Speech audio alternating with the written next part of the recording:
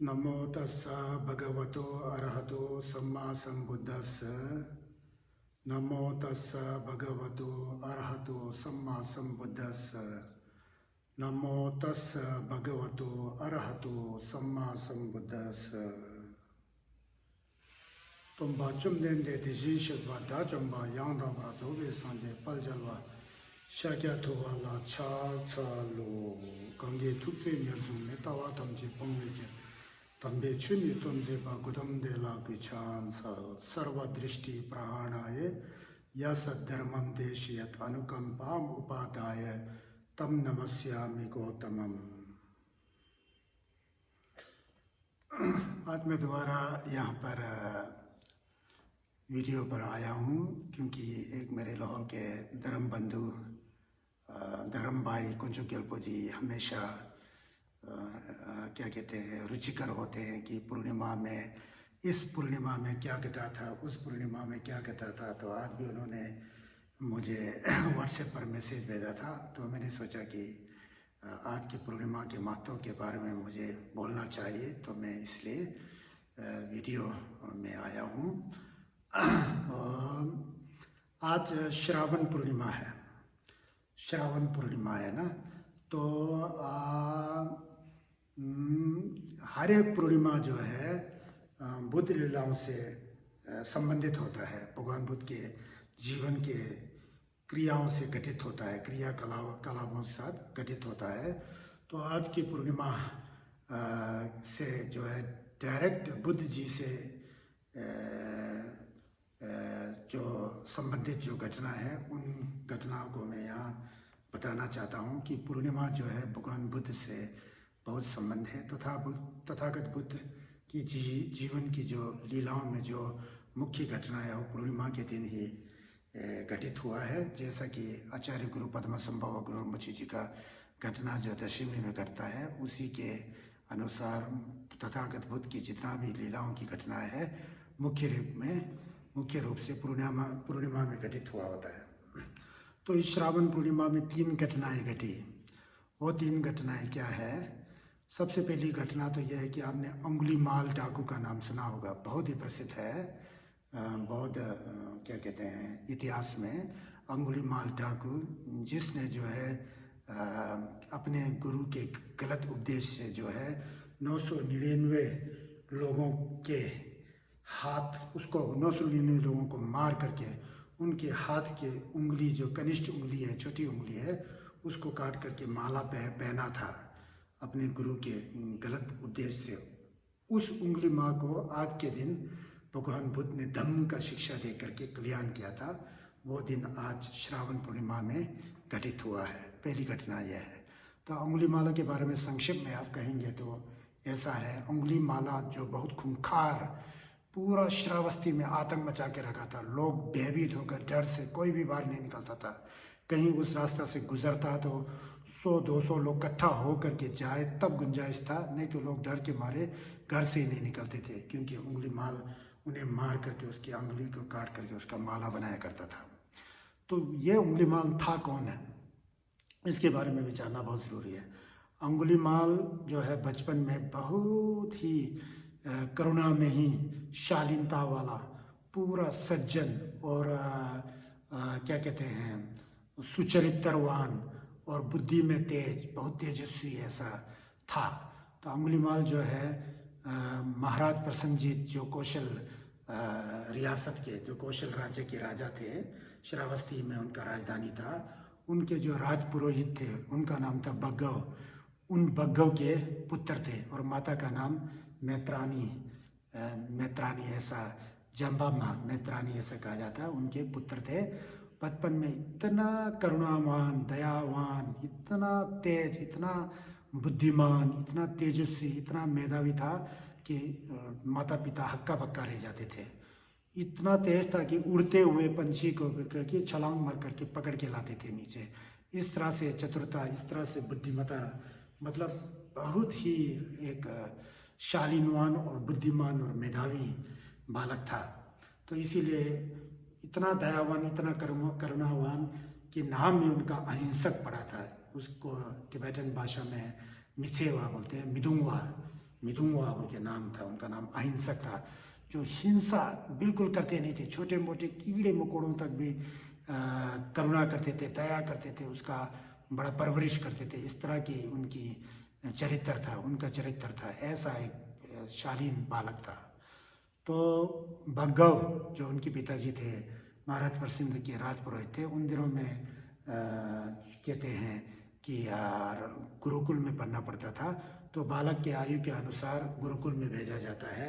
गुरु का नाम मणिभद्र, एक ब्राह्मण, उनके गुरुकुल में भेजा जाता है। तो वहाँ पर इतना पढ़ने में तेज, इतना चतुर, जो दूसरे लोग 100 दिन में भी उसको कंठस्थ नहीं करते थे, 100 दिन में भी याद नहीं करते सकते, वो एक ही दिन में याद करके जो है अपने गुरु को सुनाते थे। गुरु भी बहुत खुश था, गुरु का नाम मणिभद्र, बहुत खुश थे।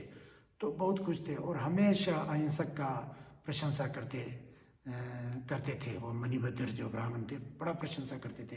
करना भी था हकीकत में, इतना मेधावी, इतना सुचरित्र वाला, इतने विनयशील, इतना विनम्रता वाला, इतना शालीनता वाला गुणों से युक्त उस बालक का प्रशंसा करना जो है क्या कहते हैं स्वाभाविक था। तो ऐसा प्रशंसा करते थे। दुर्भाग्य यह हुआ कि दूसरे उनके जो छात्र थे मणिभद्र के, उससे जलना शुरू कर दिया, अहिंसक से जलना शुरू कर दिया, और ऐसा सोचने लगा कि फूट लगा के बीच में गुरु के प्रति प्रतिद्वंदी के रूप में खड़ा करके कुछ उसको क्या कहते हैं गुरु से दरकिरानी करने के लिए सोच रहे थे। ऐसा कई दिनों से क्या कहते हैं सलाह मशवरा करते रहे उनके दूसरे छात्र जो रहे, जलन से, इरिटेशन के द्वारा, ईर्ष्या के द्वारा ऐसा करते थे। तो एक दिन एक ऐसा समय आया कि मणिभद्र को किसी उनके यजमान ने कर्मकांड के लिए बुलाया। यज्ञ आदि कर्मकांड किया जाता ना, जो भी कर्मकांड हो उसके लिए बुलाया। 3 दिन के लिए कहीं बाहर जाना था, 3 दिन या 3 दिन कहा जाता है, या कहीं तो कहा जाता कि 3 दिन नहीं है, 1 महीना या 15 दिन के लिए बाहर जाना पड़ा। तो उस समय अपने धर्मपत्नी जो अहिंसक और दूसरे छात्रों की गुरु माता थी, उनके परिचारक के लिए, उनके साथ रहने के लिए सेवक के तौर पर किसी छात्र को चुनना चाहते थे। तो उसमें गुण को देखते हुए गुरु मणिभद्र को अहिंसक से बढ़कर कोई दूसरा छात्र नहीं लगा। तो इसलिए उन्होंने अहिंसक को चुना और अपने गुरु माता, अपनी पत्नी, धर्मपत्नी की रक्षा के लिए और सेवार्थ वहाँ छोड़ करके खुद चले गए। तो उस बीच में गुरु पत्नी का भी नियत जो गलत था। कहते हैं कि हमेशा अहिंसक के ऊपर बड़ा ही फिदा हो जाती थी उनकी जो धर्मपत्नी थी।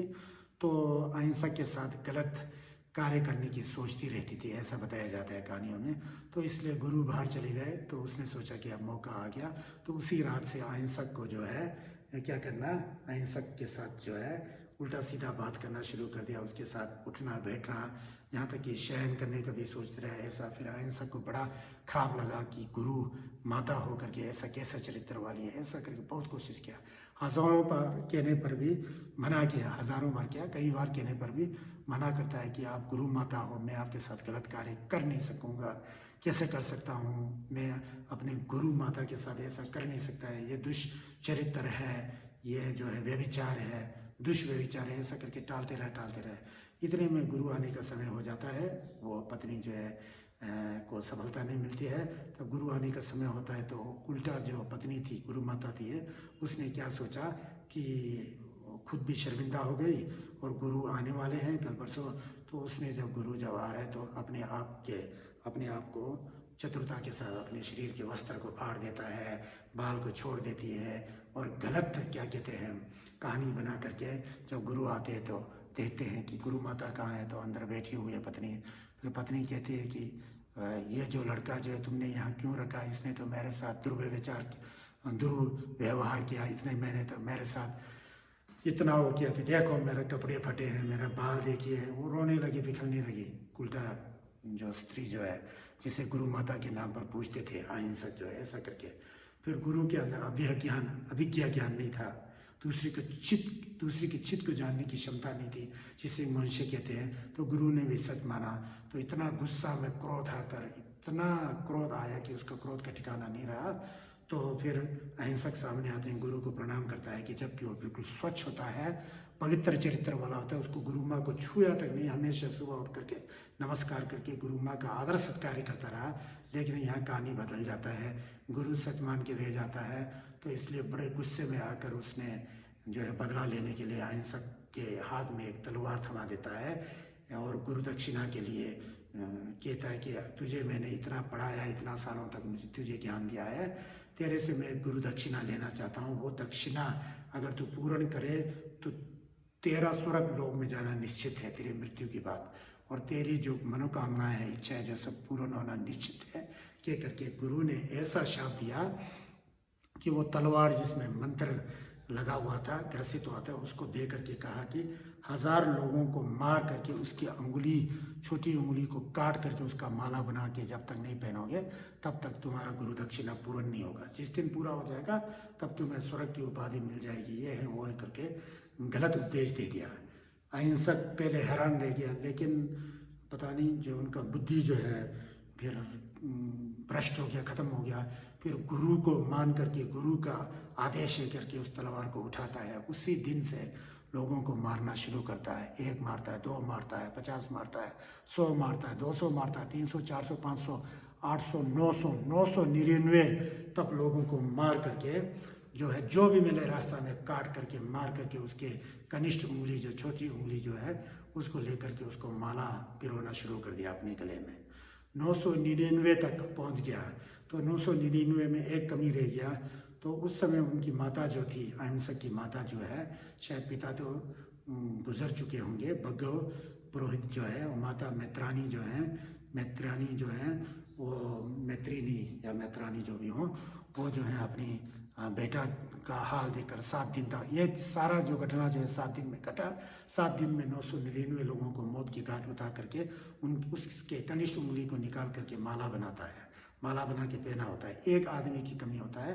तो इस बीच में माता सोचती है मेरा बेटा 7 दिन तक कुछ खाया नहीं, कुछ पिया नहीं, मेरे भी बेटा भूखा होगा। माँ की ममता अपने बेटा के प्रति कैसा होता है, इसलिए माँ जो है बहुत ही एक क्या कहते हैं, सबसे पूजनीय जो है माँ होती है। यही कारण है, माँ चाहे अपना बेटा दुष्ट हो या सज्जन हो, जो भी हो, माँ माँ ही होता है। अपने बेटे के साथ प्यार करेगी। माँ की ममता का कोई क्या कहते हैं व्याख्या नहीं कर सकता है, असीम गुण होता है उसमें। तो माता सोचती है अपने बेटे के लिए, भूखे प्यासे मेरे बेटा 7 दिन तक कुछ नहीं खा, कुछ नहीं पिया, उसके लिए भोजन का व्यवस्था करूं। सोच करके 2-3 रोटी और कुछ चावल और कुछ दाल दूल सब्जी सोच जा रहा होगा, पोटली में बांधती है, टिफिन टाइप का जो भी होता है उसमें दाल दूल डाल करके उस रास्ते से गुजरता है जहाँ पर उंगली मार लोगों को काटता है, उसकी उंगली को लेता होता है। तो उस तरफ जाने के लिए सोचती है, तो माँ निकल जाती है रास्ते से। उन दिनों में उसी समय तथागत बुद्ध जो है जेतावन महाविहार, अनाथपिंडक महाविहार में होते हैं। अपने अभिज्ञा ज्ञान से इन सभी चीज़ों को देखते होते हैं अपने अभिज्ञा। तो सोचते हैं तथागत बुद्ध के महाकरुणा जो है प्रस्फुटित हो जाता है, और करुणा का जो है समुद्र जो है बहती है तथागत के हृदय से, ज्ञान से बहती है। तो उन्हें लगता है कि आज अंगुलीमाल को दमन करने का दिन है। तो वह दिन आया समझ करके वो फिर उठते हैं, उठ करके बीच में आ जाते हैं जहाँ एक तरफ अंगुलीमाल है, दूसरी तरफ माता जी हैं। और अंगुलीमाल एक आदमी को पूर्ण करने के लिए, एक उंगली के लिए अपने माता की ओर दौड़ करके माता को मारने के लिए दौड़ता होता है। उस बीच में भगवान बुद्ध प्रकट हो जाते हैं। प्रकट होकर के खुद धीरे धीरे चलते हैं। अंगुलीमाल पीछे से दौड़ता होता है, खूब जोर से दौड़ता है। बुद्ध की गति बहुत धीमी होती है।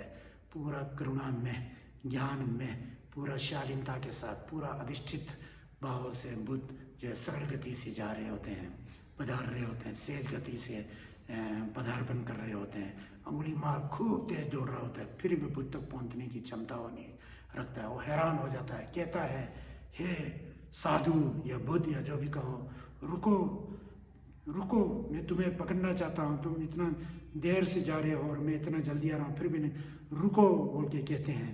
तो रुको बोल के कहते हैं तो फिर बुद्ध वहाँ शालीनता के साथ रुकते हैं।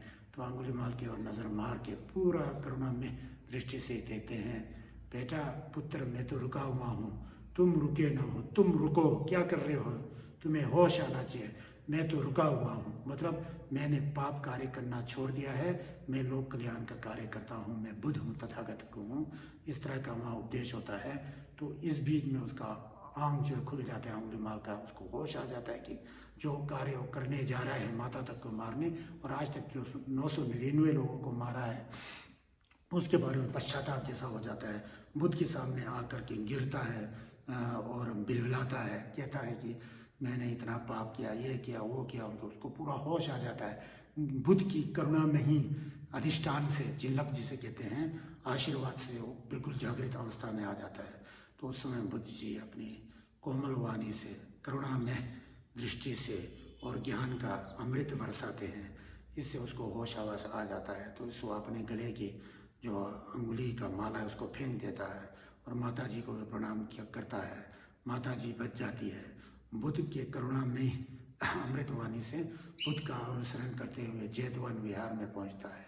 जेतवन विहार में फिर पहुंच करके फिर क्या कहते हैं, अंगुलीमाल को दम के उसके बाल को काट दिया जाता है, चीवर पहनाया जाता है, फिर त्रिशरण का वो दिया जाता है, संवर दिया जाता है, तोम्पा से शरण गमन दिया जाता है।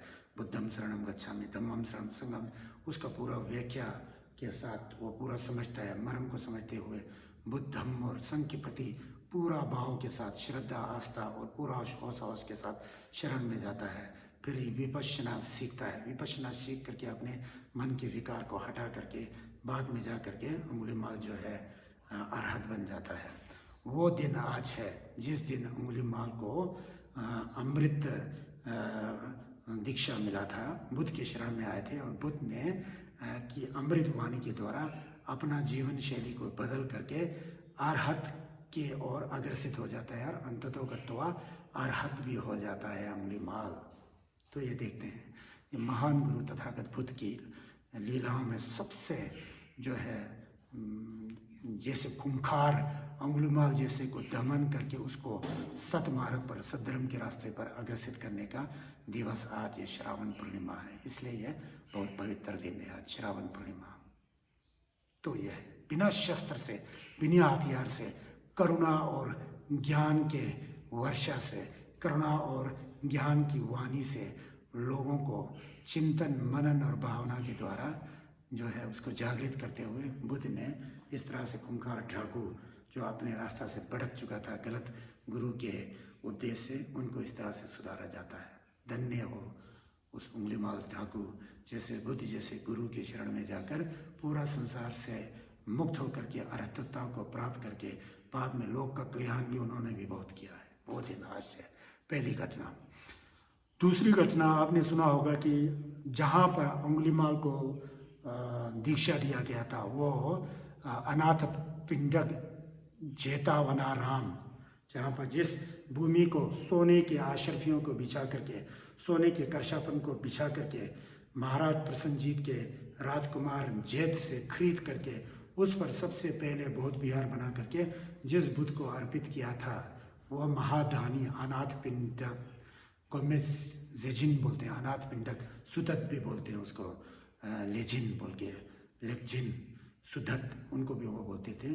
उन्होंने आज के दिन उस विहार में भगवान बुद्ध का अनुसरण करते हुए, विपश्यना करते हुए, अपने अंदर जागृति को लाते हुए, सत्य को जानते हुए, अनित्य भाव, अनात्म भाव, दुख भाव को जानते हुए, मुक्ति के रास्ते पर अग्रसित होते हुए 160 प्रकार के बुद्ध वाणी जिसे सुत कहते हैं, जिसे सूत्र कहते हैं, उसको कंठस्थ बुद्ध के समक्ष सुनाया था सहज भाव से अपने अनुभव के अनुसार। वो दिन भी आज घटा है कि करके ये दूसरी घटना घटी है। जेता वन महाविहार अनाथ पंडित द्वारा जो बुद्ध को दान के रूप में दिया था, वो घटना आज घटी, दूसरी घटना।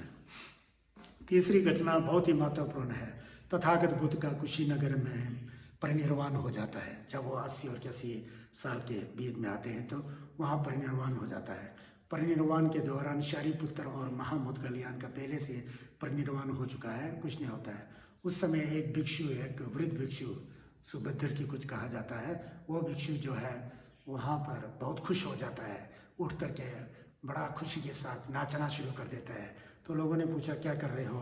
तो कहता कि हमारे को उपदेश देने वाला ये जो है गुरु जो है, जो हमेशा हमको कहता था कि ये मत करो, वो गुजर चुका है, अब हम लोग स्वतंत्र हैं, हम जो चाहे वो कर सकते हैं। आज तक तो हम लोग विनय में बंद थे, ये करना चाहिए, वो नहीं करना चाहिए बताने वाला अब ये वृद्ध गुरु, हमारे ये बूढ़ा गुरु जो है गुजर चुका है उनके, इस तरह के भिक्षु भी थे। तो उस समय महाकश्यप को बड़ा दुख हुआ कि भविष्य में क्या होगा बुद्ध शासन का। इस तरह से भिक्षु जो कई सालों तक, 20 साल तक बुद्ध का अनुसरण करते हुए धम्म की मर्म को नहीं समझता है, तो बाद में जाकर के बुद्ध शासन जो है भ्रष्ट होगा समझ करके उन्हें चिंता सताता है। चिंता सताने के बाद बुद्ध परिनिर्वाण के 3 महीना पश्चात जो है एक धर्म संगीति का आयोजन किया जाता है। वो राजगृह के विहार पर्वत पर एक सप्तपर्णी गुफा नाम का जगह है, वहाँ पर एक संगायन होता है और 500 अरहतों का समागम हो जाता है। उन अरहतों में महाथेरो आनंद बंदे जी भी थे।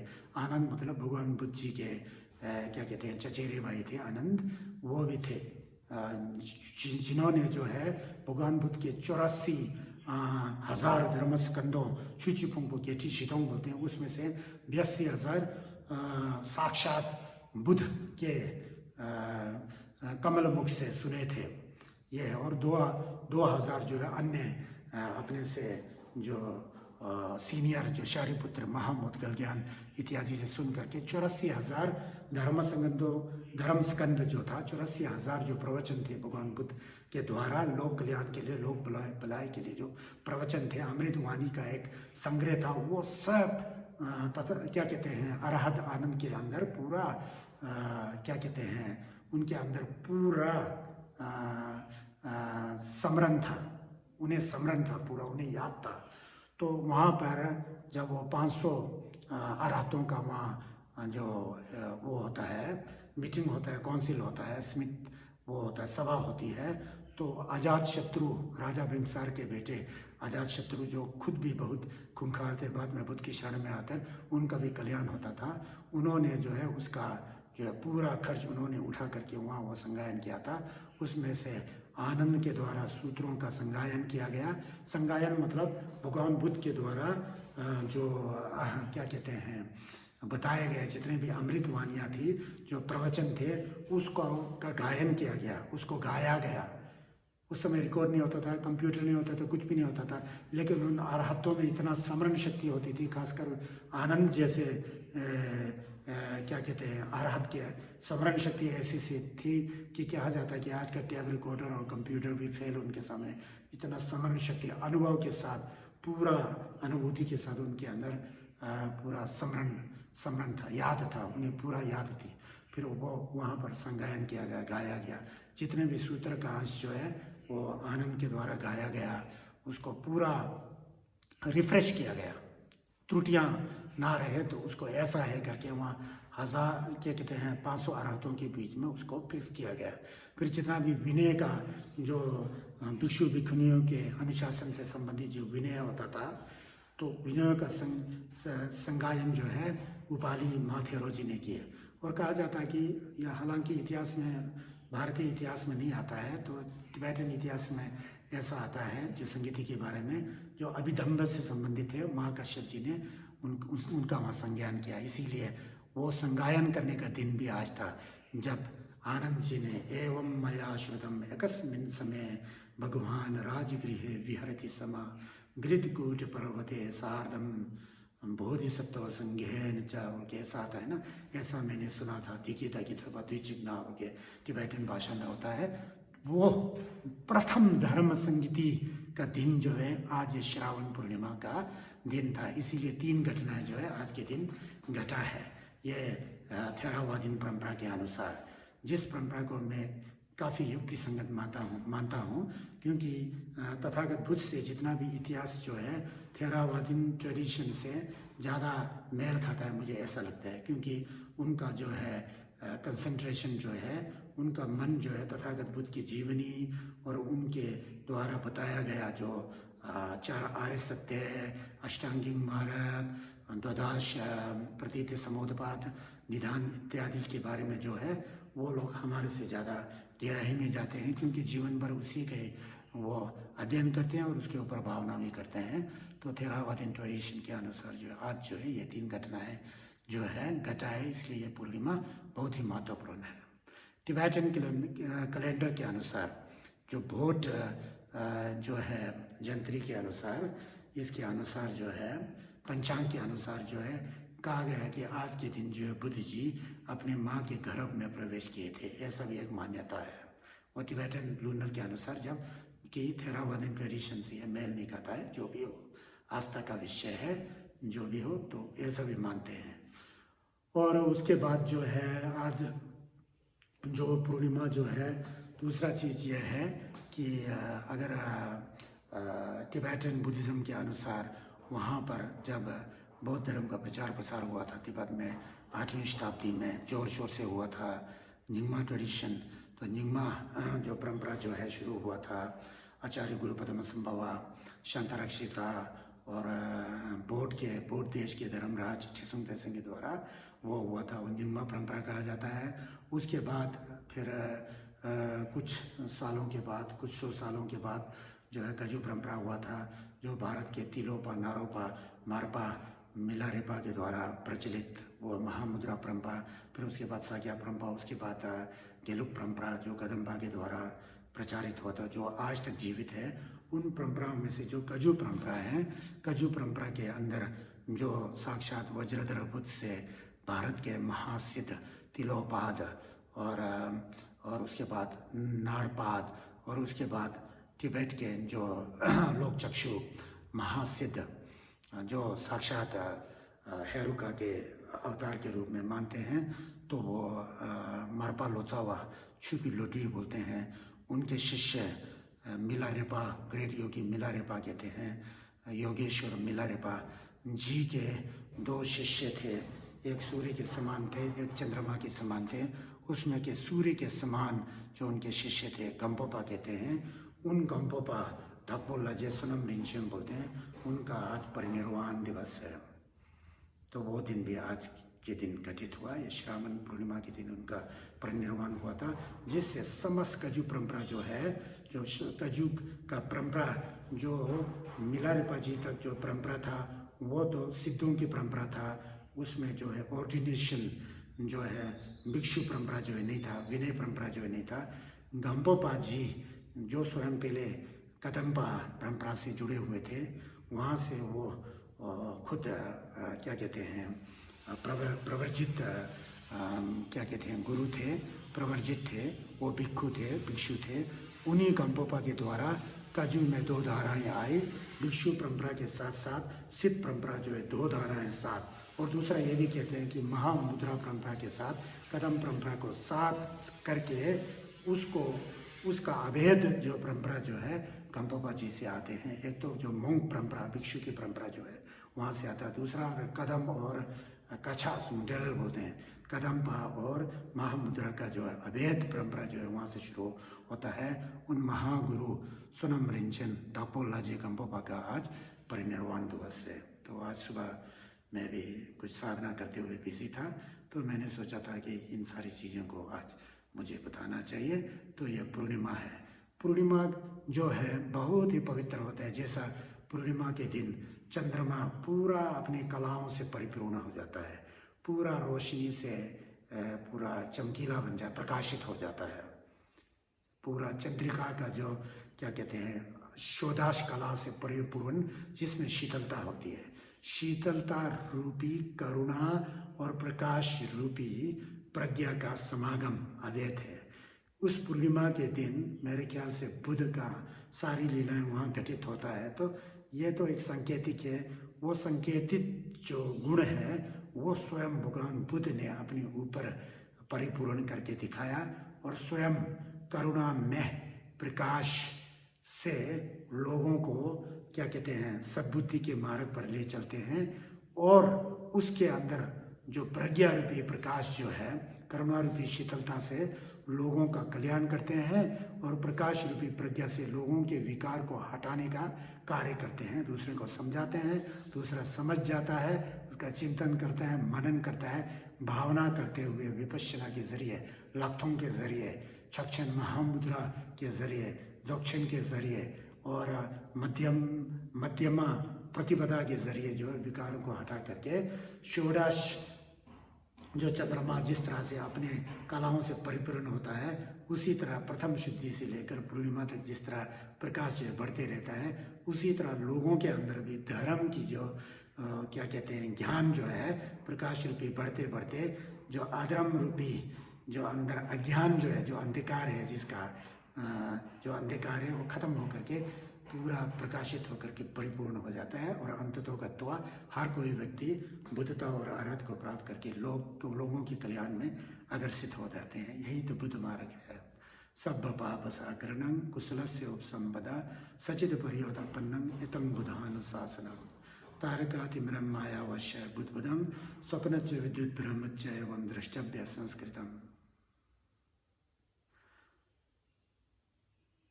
जगत दुखे विवेशज्यम सर्वसंपद सुखाकरम लाभ सत्कार सहितम चिरम तिष्ठतु शासनम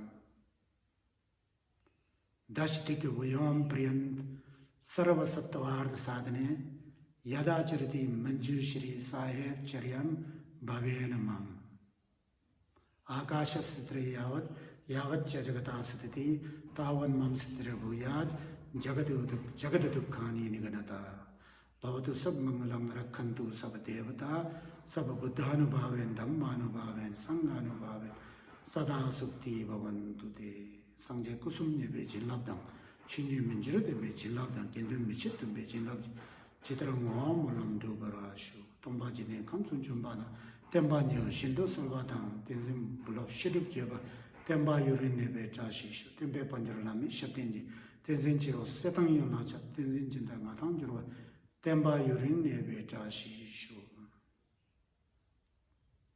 पिनांसलो मागी जिनरबो पासोनशी सेंजेरोगा कॉन्सेप्ट संबा चुजन जो बेचाशिशु सबका कल्याण हो, सबका मंगल हो। इस कोविड-19 के इस क्या कहते हैं इस